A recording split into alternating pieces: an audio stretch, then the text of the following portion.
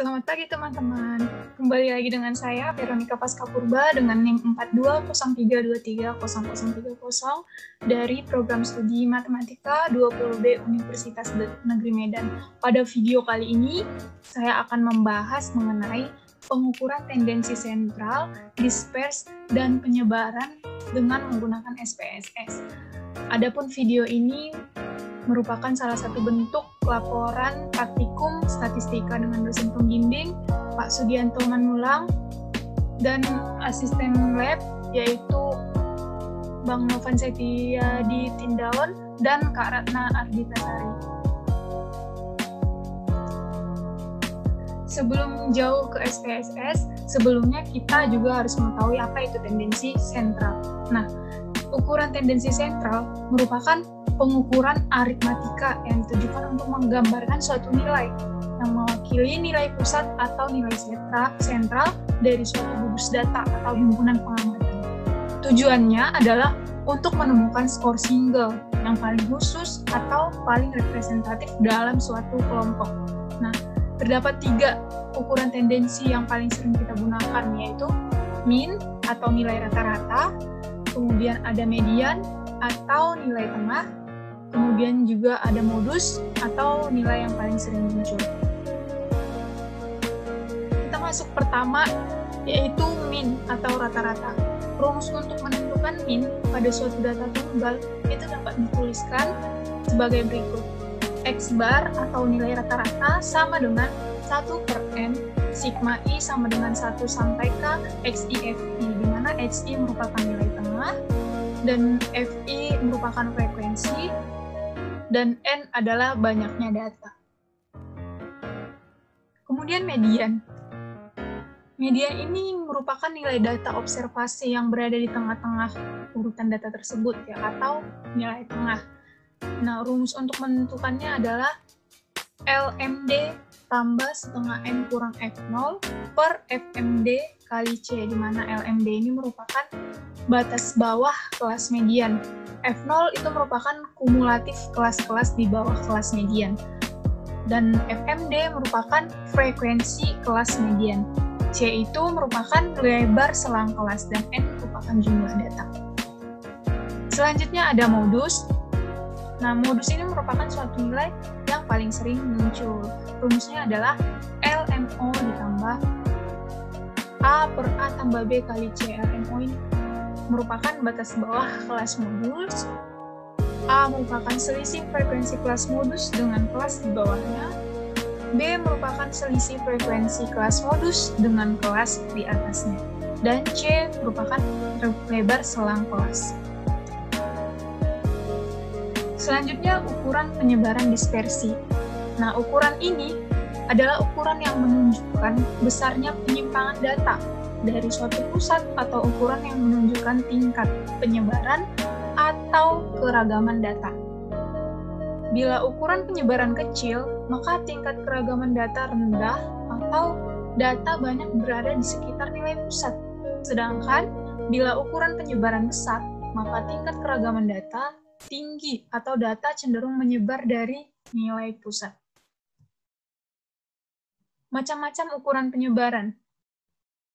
Ada dispersi absolut dan dispersi relatif.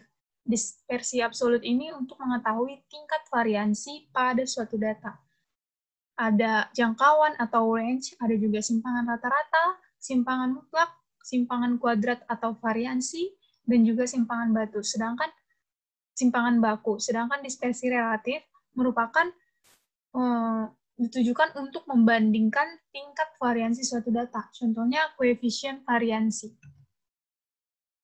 Kemudian simpangan kuadrat atau variansi. Simpangan mutlak adalah jumlah nilai mutlak setiap data terhadap rataannya dibagi dengan banyaknya data atau M.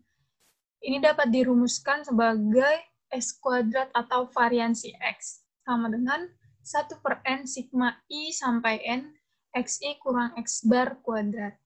Nah, variansi untuk data berkelompok dirumuskan sebagai 1/n sigma 1 sampai dengan F sampai dengan N FI XI kurang X bar kuadrat. Kemudian simpangan baku atau standar deviasi. Simpangan baku merupakan akar dari variansi. Ini juga sering disebut dengan standar deviasi. Simpangan baku untuk data individual dirumuskan sebagai akar dari 1/n sigma I sama dengan 1 sampai N, XI kurang X bar kuadrat. Sedangkan simpangan baku untuk data berkelompok dirumuskan sebagai akar dari 1/n, sigma I sama dengan 1 sampai dengan N, XI kurang X bar kuadrat kali FI. Oke teman-teman, selanjutnya kita akan masuk ke SPSS. Bagaimana menentukan yang tadi semua, yaitu pengukuran tendensi, sentral, dispers, dan penyebaran di SPSS. Pertama kita buka SPSS-nya.